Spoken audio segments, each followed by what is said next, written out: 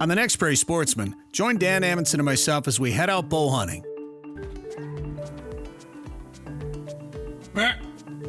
We'll also learn valuable tips on food plot management from Danny Thompson. And stay tuned for an intriguing look at nature when we learn about the Offal Wildlife Watching project. Welcome to Prairie Sportsman. I'm Bret Amundson. We got a great show for you, starting right now.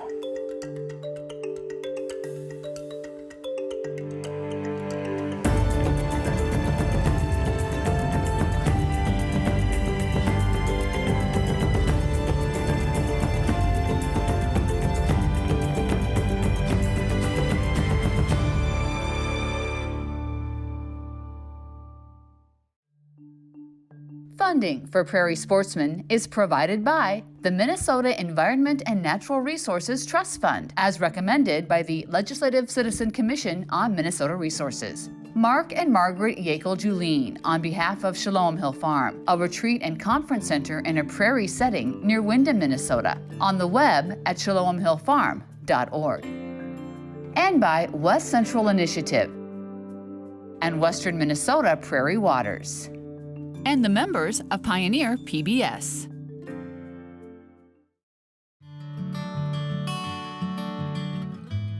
Deer hunting. It's still #1 in Minnesota. Over 713,000 firearm, archery, and muzzleloader licenses were sold in 2023. The way we hunt has changed over the years with more focus on gear, land management, and targeting trophy bucks.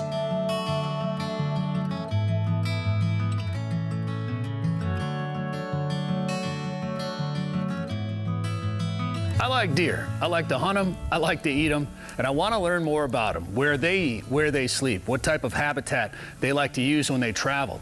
Now this year in Minnesota, it's been tough. Numbers in the north are down, and here in the south, the weather's been pretty mild and warm despite these snow flurries we're getting right now. This weather, though, has made it tough for us to pattern and predict where these deer are going to be. Now as we get closer to the end of the season, my target is starting to shift from the remaining big bucks in the area to finding a sizable doe to fill the freezer with. We're in late season doe mode. There's a lot of does on this property, and a landowner wants us to take a couple out. So Dan and I both have our bow tag. He's on one side of the property, I'm on the other. He actually came to full draw walking in this afternoon, and I'm not sure why he didn't have a shot, but it was close. So hopefully that means good things tonight. It's normally this time of year, wearing ground blinds, dress real warm, maybe a heater going. It was almost 50 degrees here today, so it's gonna be a nice, comfortable sit this afternoon. Hopefully the deer are still moving. Let's go.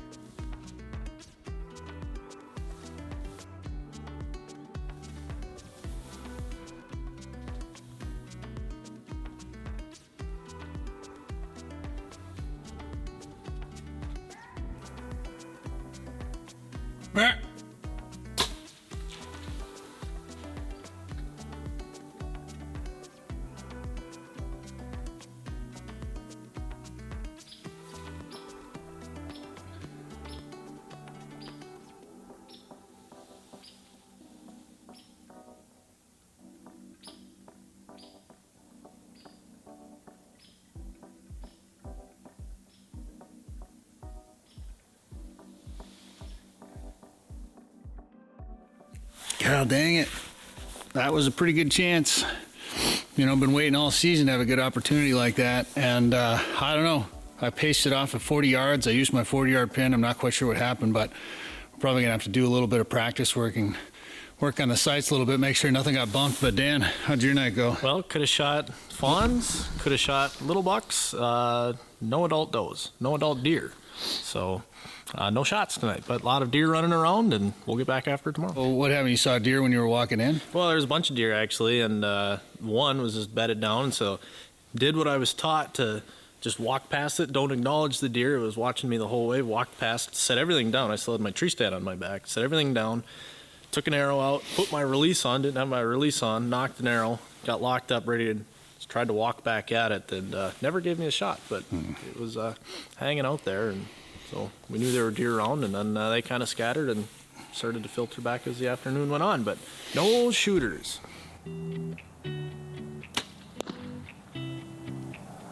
I mean, that's almost dead on. I must have either just torqued the bow a little bit or just didn't quite have it aligned right. I was rushed. That doe had my heart racing, but I think we're pretty dialed in. I'm gonna shoot it a couple more times so just to make sure, and we got an afternoon to go sit.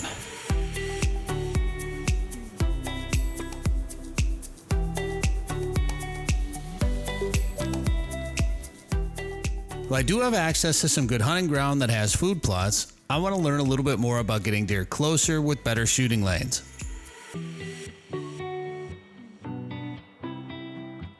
Danny Thompson is known more for ice fishing, but in recent years has dug into the world of land management. I mean, that's just the really cool part is the management, the deer that live here, you know, just everything that kind of goes into it is pretty cool.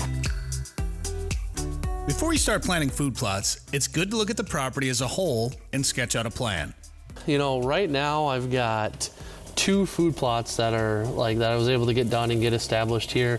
Obviously, I've got a long-term kind of plan for what I want to do on this property. It's 80 acres total of property. There's a great ridge system that kind of runs through the southern portion of it with a nice flat tier up on top. We've got one of my bigger, which will be kind of like my destination food plot up on top. That one's going to be around, it's 1.3 acres right now. When I finish that one, it'll be around 2 acres. Then I'm going to have another one out on the point. And then right now, currently, we've got another one down in the bottom. So, all right, well, let's go check out these food plots. I'll show you kind of what I got going on up top here. Obviously, weather this year got a little bit weird, but, you know, I'm really hoping to bring these deer in late season was kind of my initial plan on this property. And so we kind of went with some late season plots. And you'll see, I mean, the green is just like, it's neon green in a sea of brown right now. It's kind of weird to be here in December and not see any snow on the ground. Yeah, I mean, so that's kind of the funny thing is my plan didn't work this year. And that's the thing with deer season, right, is, you know, you can't really predict the weather. And so we made it through some droughts this summer. I kind of was hoping to use my water hole program as kind of my mid-season, early season approach, and then these brassica plots for a late season approach, but didn't work. We have no snow. We got 70 degrees. I mean, there is acorns everywhere on the ground. There's still black bears roaming around, and it's, you know, early December here. After deciding where to put his food plots, he cut trails that connected them and planted those as well. You know, I planted all these trails into like a clover chicory mix, something that can handle a little bit of shade. And it really just kind of works as like a food highway that connects all these food plots and works really well. Right now, obviously, it's down because of the leaves, but the deer absolutely love those food highways. And it just helps create those transition zones where I'm moving them from bedding to food and back to bedding. Opening up the canopy is important in your woods. One thing about deer that I think people really overlook is, you know, you can kind of see the piles of brush here. So this property was recently select cut. And what we're trying to do is get rid of some of that mature timber, open up the sunlight so the sunlight can get to the forest floor here. And what we're trying to get is some of this new growth whip like this. This is really good forage for whitetails. You can see they're already been picking off the tips of all of these. You know, this guy right here, you can see all of these have all been eaten by whitetails. And so that new growth is actually a really important food source for them. You know, we've got great food plots like the one over my shoulder, but this like woody browse is really important feed for them in the wintertime. In fact, it's probably more beneficial to them because it is more natural and what they're used to having. So, you know, working on some of these timber management programs like hinge cutting and also actual forestry and logging some of this out is important for the whitetails. Once you have that food plot location, it's time to plant. The trail, we got a good deer trail coming into the water hole right here. They spent a lot of time in this water hole, but, you know, leads right back down right to the rim of the bluff, like I said. So this food plot kind of comes down to a point. There's bedding right off of the point of this food plot, and you can see they're just hitting these turnips and these brassicas Here's one here. You can see they'll actually take these turnips and just take a bite right out of them. And obviously the tops is a great food source during, you know, the earlier season and then late season, especially if we had some snow. These turnips are great. I think having a variety is a good thing. And also having some food after, you know, the rest of the agriculture stuff is kind of gone is also important. You know, a lot of people like to forget the fertilizer step of the whole food plot, and it does cost you a little bit of money, but I mean, look at the size of that bulb. And these are planted later July. This big sexy mix is a mix of purple top turnips and tiller radishes. You know, the other important thing I think about, you know, especially being in this hill country, is soil erosion is so important. So you can see this food plot kind of comes down and drops off. So as soon as we get these stumps and these trees out of here, what I'll probably do is put in an actual washout lane that goes down into this bottom. So probably have like a clover chicory spot so we can kind of slow this water down. We don't want to have all this stuff running off the hill at all. The other thing that is a key to, I think, my bow hunting success, and one thing I've really been doing a lot of work with, is mock scrapes. And you know, one thing you learn about deer is, you know, they communicate through scent more so than any other type of communication. And so I've actually got kind of a line of mock scrapes. So we got one here kind of in the bottom. We've actually got a hemp rope one right here and then another one up top. And what I'm doing is almost directing traffic right to these water holes where I'm then, you know, have a deer within bow range and whatnot.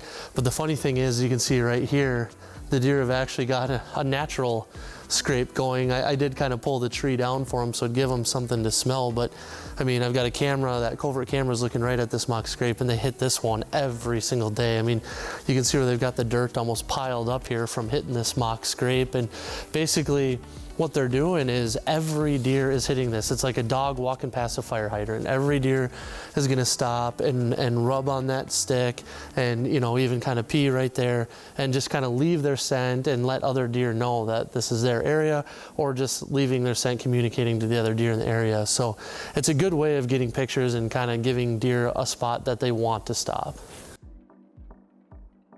A lot of times these big bucks, they're not going to stop and feed in these food plots, especially during the rut, but they will take time to scent check the food plot. But they'll also come and they'll smell the stick just to see, you know, what does have been by. And it's crazy how much information they'll get just from doing that. When you give wildlife the type of habitat they want, they're not going to be far away. There's a bunch of deer right there. You see her? She's right there. Her ears are moving. There's the big black stump to the left, kinda. Yeah. She's just to the right of that. There she's turned her head to the right. So exactly like the plan is supposed to work. These does are bedded right on the downwind side of this point. And then they'll slowly work right up into these food plots.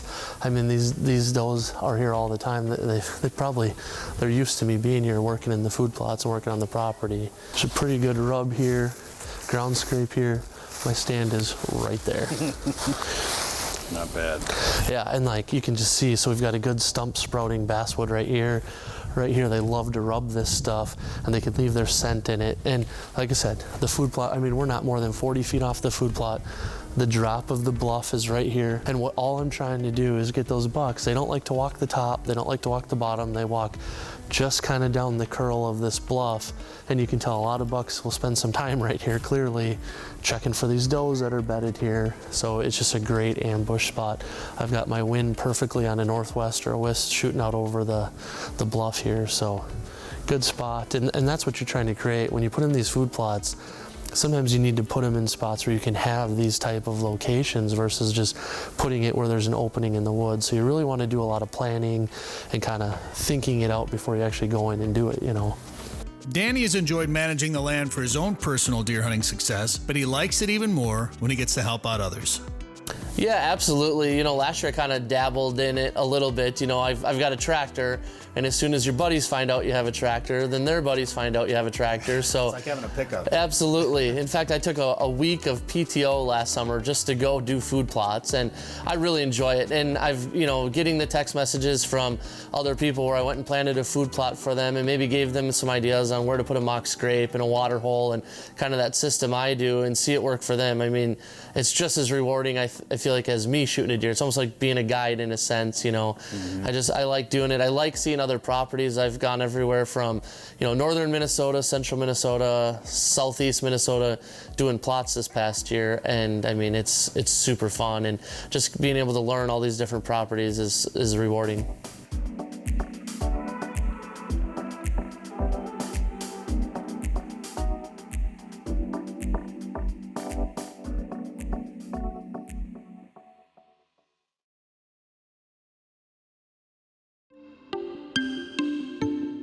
So you harvested a deer. You field dress it, drag it out of the woods, process it, and it feeds your family for the next year. But what about those guts, or offal, that you left in the woods? It's feeding other critters. But who exactly is enjoying that free meal? That's the question that staff and volunteers at the University of Minnesota Extension are trying to answer with the Offal Wildlife Watching program.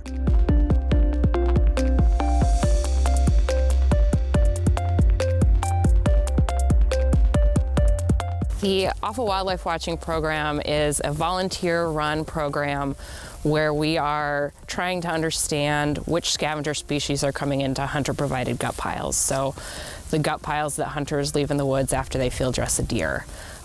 This program is funded by the Environment and Natural Resource Trust Fund here in Minnesota, and like I said, is run completely by a volunteer effort in terms of how we collect our data.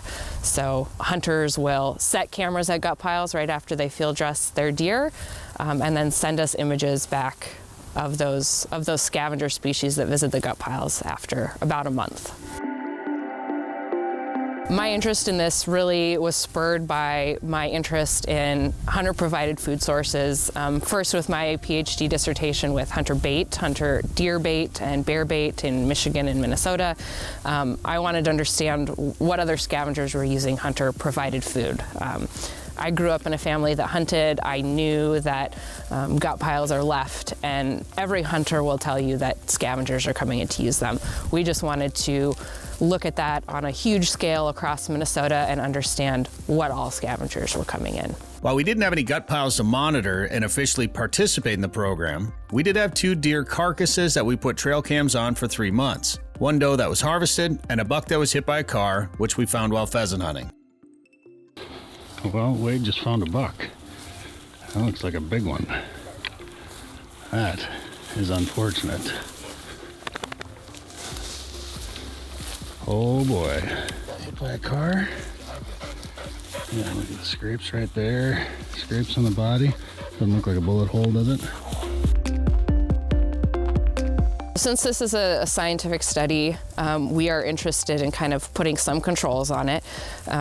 We ask hunters to put cameras out for a full month after they field dress their deer. We want them out as immediately as possible because, I've heard stories and I've seen myself at gut piles, crows or eagles watching you field dress your deer knowing that it's coming. So we want what's coming in immediately. That month duration seems super long because a lot of times people will go back to the location that they shot their deer and that gut pile is gone 2 days later.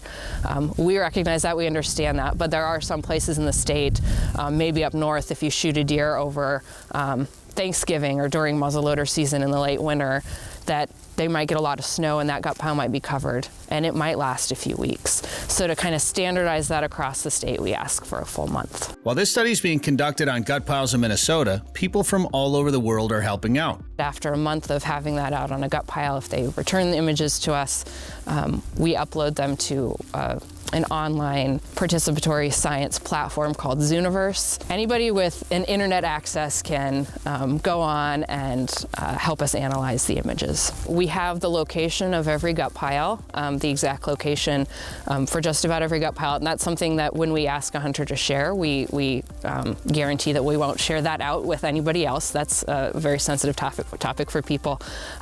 So using that location data, we can get at more detailed questions than just biome. What's the difference between these large major biomes? We can really look at how landscape features or tree cover might impact how long a gut pile lasts, which species are coming in, who's queuing into it.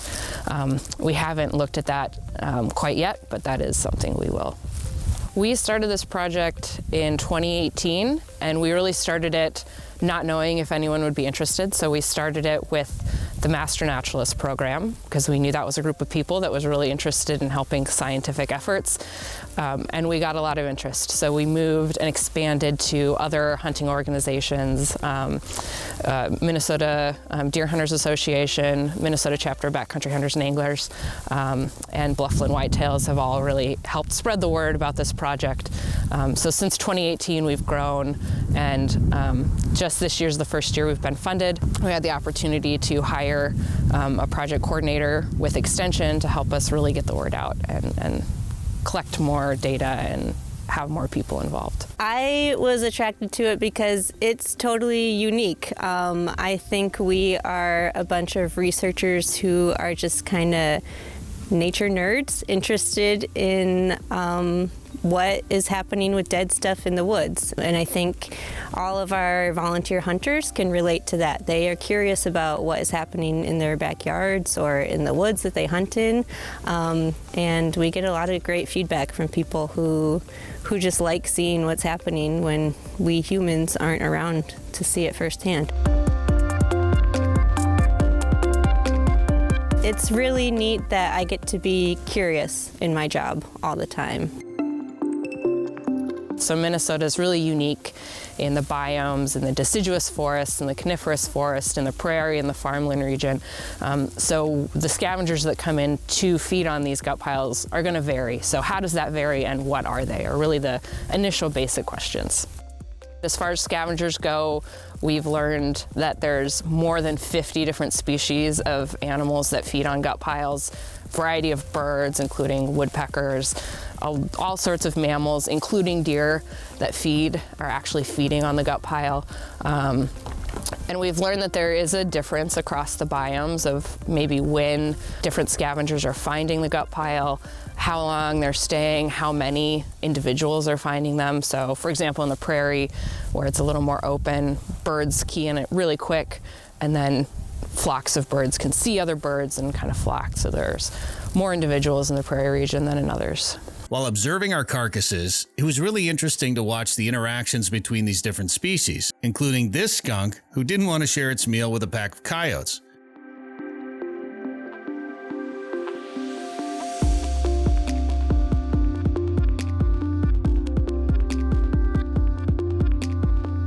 And a mink that wasn't as successful in fending off those coyotes. Well, that's where the deer was. That's the camera there. We've had skunks and crows and coyotes. And then last night, the battery died and they came and picked this thing clean. And come to find out, look at this guy. Killed a mink. Look at that. That's wild. I think the deer eating gut piles has been pretty surprising.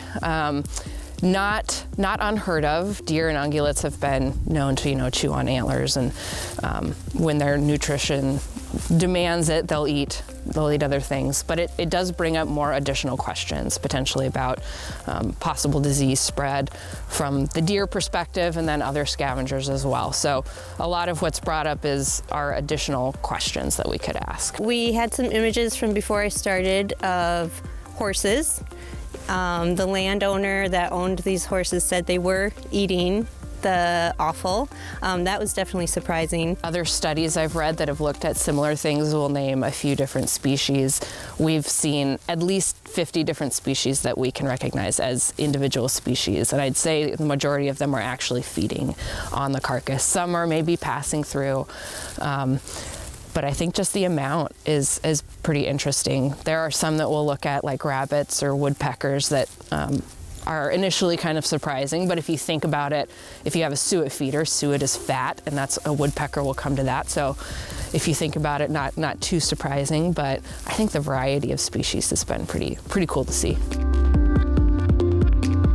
We have basic questions, so what's coming in and how that varies across the state. And then from there, I think we start to answer or ask a few more questions. So questions about potential for disease spread, potential for the positive implications for scavengers. So this is a huge pulse resource on the landscape that historically didn't exist, right?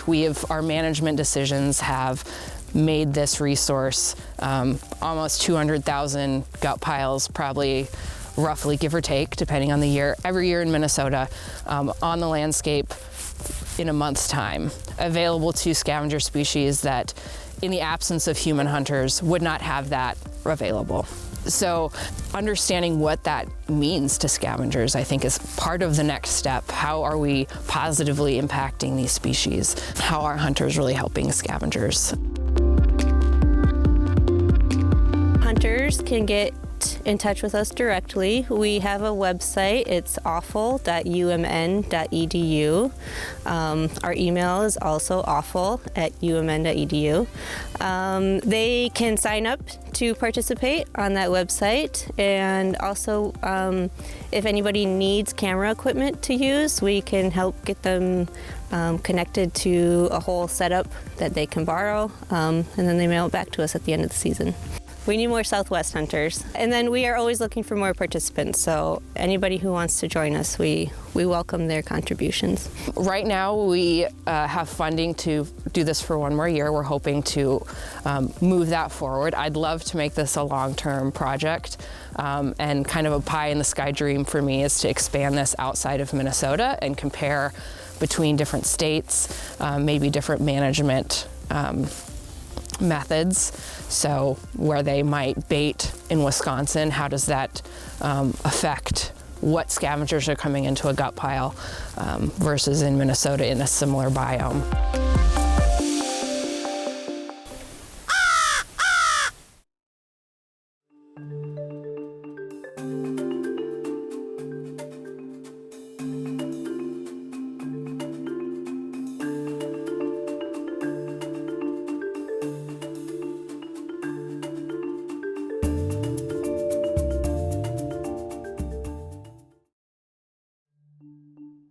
Funding for Prairie Sportsman is provided by the Minnesota Environment and Natural Resources Trust Fund, as recommended by the Legislative Citizen Commission on Minnesota Resources. Mark and Margaret Yakel-Julien on behalf of Shalom Hill Farm, a retreat and conference center in a prairie setting near Windham, Minnesota, on the web at shalomhillfarm.org. Live Wide Open. Western Minnesota Prairie Waters. And the members of Pioneer PBS.